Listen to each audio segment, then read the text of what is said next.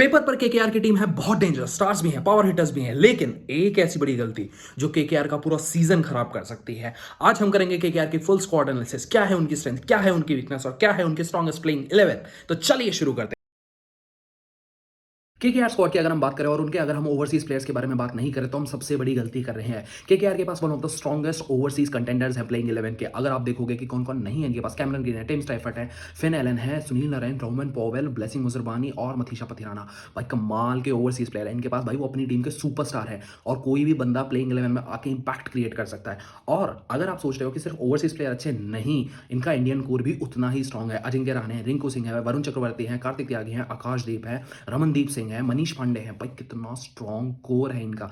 Indian strong core है, overseas का strong core है। लेकिन इसके साथ साथ अगर पेपर पे टीम स्क्वाड स्ट्रॉन्ग लग रही है तो उसके साथ साथ जरूरी है कि आप एग्जीक्यूट कैसे करते हो। और यहाँ पे रोल आएगा Ajinkya Rahane as a captain का। भाई Ajinkya Rahane as a captain को मैं बहुत हाईली रेट करता हूँ। वो बंदा कमाल का स्पेशलिस्ट, मतलब उस बंदे के पास है ना जो दिमाग है ना, मैं उसको बहुत हाईली रेट करता हूँ एज अ कैप्टन में। मतलब प्योर उसके पास क्रिकेटिंग माइंड है।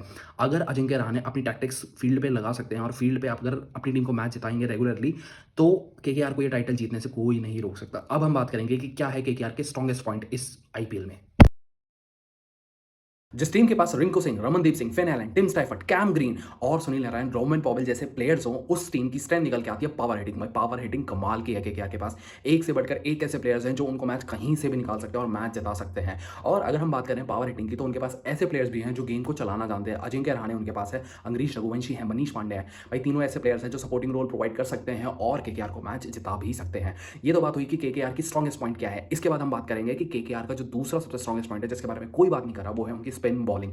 भाई जिसने केकेआर के मैचेस शुरुआत से देखे हैं, जो उनका शुरुआत से फैन है, वो ये चीज़ जानता है कि वो स्टार्टिंग में मैचेस जीतते थे कि केकेआर स्पिन फ्रेंडली पिचेस बनाती थी। स्पिन उनकी बहुत बड़ी ताकत हुआ करती थी क्योंकि उस टाइम भी सुनील नारायण उनके पास थे, आज भी उनके पास है। भाई मेरे हिसाब से अगर केकेआर को टाइटल जीतना है तो उनको वापस से उसी फॉर्मेट पे जाना चाहिए, स्पिन फ्रेंडली पिचेस बनाने चाहिए। 160-70 के मैचेस होंगे और वहाँ पे उनके पास भाई वरुण चक्रवर्ती और सुनील नारायण जो काम में आएंगे ना, उनके 8 ओवर में 50 रन भी बनने बहुत मुश्किल हो जाते हैं कभी कभार।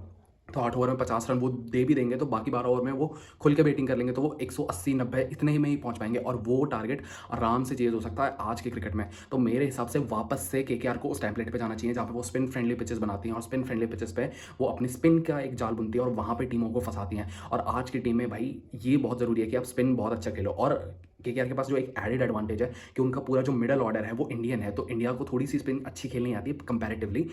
आप टॉप पे फॉरेनर्स रख दो, दोनों ओवरसीज प्लेयर रखो आपको फॉरेनर्स को, और उसके बाद आपका पूरा इंडियन मिडल ऑर्डर रखोगे तो आप कमाल की पिचेस में, मतलब अगर ऐसी फंसी हुई पिचेस भी हुई ना, कमाल की पिचेस पे तो आप रन बना ही लोगे, ऐसे फंसी हुई पिचेस पे भी आप मैच निकाल पाओगे अगर आपके दोनों ओवरसीज ओपनर है और बाद में आपका पूरा इंडियन मिडल ऑर्डर है। तो भाई मेरे हिसाब से केकेआर को वापस से उस टेम्पलेट पे जाना चाहिए।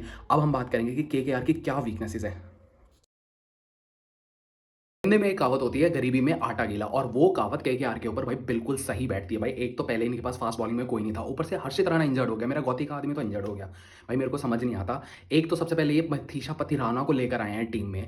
मथीशा पथिराना भाई अगर 4 ओवर में 50-55 रन खाने ही हैं तो तुम मथीशा पथिराना को पैसे दे क्यों रहे हो। इससे बढ़िया तो भाई इंडिया का कोई भी डोमेस्टिक बॉलर ले आते हैं, वो भी 40-50 रन दे देता। भाई अगर 50 रन ही देने हैं 4 ओवर में, 50-55 रन, तो भाई मथीशा पथिराना को लेने की जरूरत क्या थी, वो भी इतने पैसे देकर। इससे बढ़िया तो कोई डोमेस्टिक का बॉलर ले लेते, वो भी ये काम करता। भाई मेरे को ये समझ नहीं आता मथीशा पथिराना के अराउंड जो हाइप है ना, वो मेरे को बहुत लगती है कि ओवर हाइप प्लेयर है। मथीशा पथिराना इतना ज़्यादा तो डिजर्व करता भी नहीं जितना उसको बेचारे को मिल रहा है। मथीशा पथिराना भाई यार वाइड पे वाइड डालता है, उसका एक ओवर अगर वाइड पे चलना शुरू हो गया तो भाई 7 की जगह वो 10 बॉलें तो वैसे डाल देता है। तो भाई मेरे को समझ नहीं आता कि मथीशा पथिराना इन्होंने लिया क्यों। पहली बार लिया तो लिया, वो उसको टीम 11 में भी जरूर खिलाएंगे, उसकी वजह से अपनी बैटिंग भी वीक कर लेंगे। केकेआर के साथ पता है दिक्कत क्या होने वाली ये है ना, पैसे जो देखे हैं ना ये फंस जाते हैं। पिछली बार इन्होंने वेंकटेश अय्यर को पैसे दिए, वहाँ फंस गए, उसको 14 मैचेस खिलाए, वहाँ पे कुछ रिटर्न नहीं आई।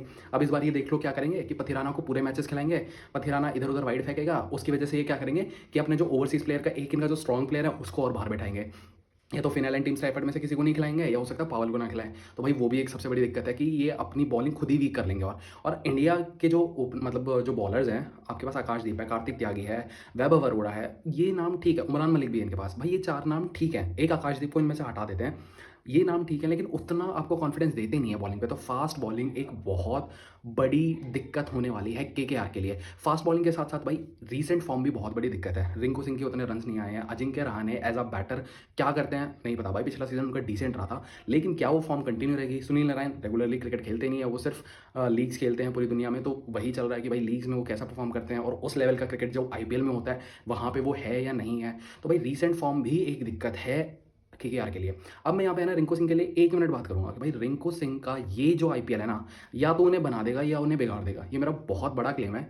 लेकिन भाई रिंकू सिंह के साथ क्या हो रहा है कि भाई वो इंडियन टीम के साथ इन एंड आउट चल रहे हैं कि कभी-कभार वो प्लेइंग 11 में होते हैं, कभी वो प्लेइंग 11 में नहीं होते। रिंकू सिंह हालाँकि इंडियन टीम का एक इंपॉर्टेंट पार्ट है, लेकिन उनको वो टीम में अगर अपनी जगह बनानी है तो केकेआर के लिए स्ट्रॉन्गेस्ट सीज़न देना पड़ेगा। भाई Surya Kumar Yadav towards the end है अपनी क्रिकेट के, तो एक हमें 4 नंबर का प्लेयर चाहिए और अगर रिंकू सिंह को वो बनना है, तो रिंकू सिंह को भाई कमाल का आईपीएल सीज़न चाहिए होगा। 2023 में उनका कमाल का आईपीएल सीज़न आया था, जब उन्होंने 5 छक्के भी मारे थे, तो वो चीज़ रिंकू सिंह को यहाँ पे दोबारा करनी पड़ेगी। केकेआर को जीतना है, तो रिंकू सिंह की परफॉर्मेंस ऊपर जानी ज़रूरी है। भाई पिछले टाइम तक क्या होता था कि रिंकू सिंह को इतनी बॉलें नहीं मिलती थी। केकेआर में एक और बड़ा पंगा है, ये सुनील नारायण को टॉप पे ले जाते हैं, उसकी वजह से मेन बैट्समैन को बॉलें नहीं मिलती।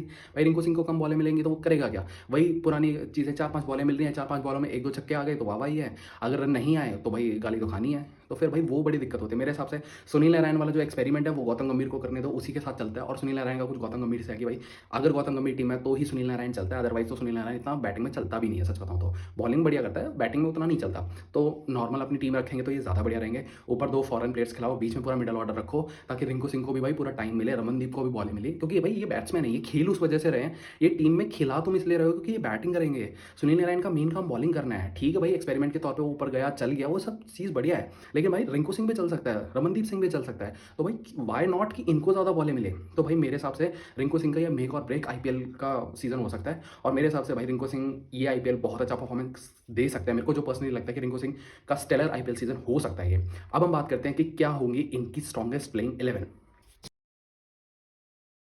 मैं आपको 2 टीमें दूँगा, एक जो मेरे हिसाब से केकेआर की स्ट्रॉन्गेस्ट प्लेइंग 11 है और एक जो ये खिलाने वाले हैं। भाई सबसे पहले मैं अपनी बता देता हूँ कि केकेआर की स्ट्रॉन्गेस्ट प्लेइंग 11 क्या हो सकती है। मैं ओपनिंग कराऊँगा कैम ग्रीन और फिन एलन से, इन दोनों को मैं टॉप पे रखूँगा। नंबर 3 पे मैं रखूँगा रहाणे को, चौथे पे रघुवंशी, 5वें पे रिंकू सिंह, छठे पे मैं रखूँगा रमनदीप को, 7वें पे रोहमन पॉवल, 8वें पे सुनील नारायण, 9वें पे वैभव अरोड़ा, 10वें पे कार्तिक त्यागी, 11वें पे वरुण चक्रवर्ती और 12वें पे आकाशदीप। इससे क्या होगा कि भाई बैटिंग आपकी स्ट्रॉन्ग हो गई है, ऊपर आपके ओपनर्स कमाल के हैं, बीच में पूरा इंडियन मिडल ऑर्डर है और एंड में पॉवल की हिटिंग है। अब ये क्या खिलाएँगे? इनके अंदर का जो कीड़ा है कि भाई नारायण से ओपनिंग करानी है, वो मेरे हिसाब से शांत होने नहीं वाला। अगर वही चीज़ कंटिन्यू रखती है तो इनकी प्लेइंग 11 क्या होने वाली है, या क्या ये सोच रहे होंगे ना कि ये सुनील नारायण और कैम ग्रीन से ओपनिंग करा दें। उन दोनों को ओपनिंग पे रख के नंबर 3 पे रहाणे, 4 पे रघुवंशी, 5वें पे मनीष पांडे, छठे पे रिंकू सिंह, 7वें पे रमनदीप, 8वें पे पॉवल और 9वें पे आपका मथीजा पथिराना आ गया, 10वें पे वरुण चक्रवर्ती, 11वें पे आकाशदीप और 12वें पे वैभव अरोड़ा। ये अपनी 12 रखने वाले हैं या 11-12 जो भी होती है, ये ऐसे रख सकते हैं। लेकिन अगर इन्होंने सुनील नारायण वाला कीड़ा शांत नहीं करा, तो भाई केकेआर वालों तैयार हो जाओ कि तुम्हारा एक और सीज़न खराब हो सकता है। आपकी क्या टीम बनेगी या आप क्या सोचते हो कि क्या आपकी स्ट्रॉन्गेस्ट प्लेइंग 11 बन सकती है? आप कमेंट में बताओ। और अगर वीडियो अच्छी लगी हो तो लाइक करें, शेयर करें और सब्सक्राइब करें। और कल जो वीडियो आ रही है ना भाई, कल मैं है ना इंसानों की बात नहीं करने वाला, कल मैं करने वाला हूँ मॉन्स्टर्स की बात। तो बने रहना चैनल पे, कल मिलते हैं।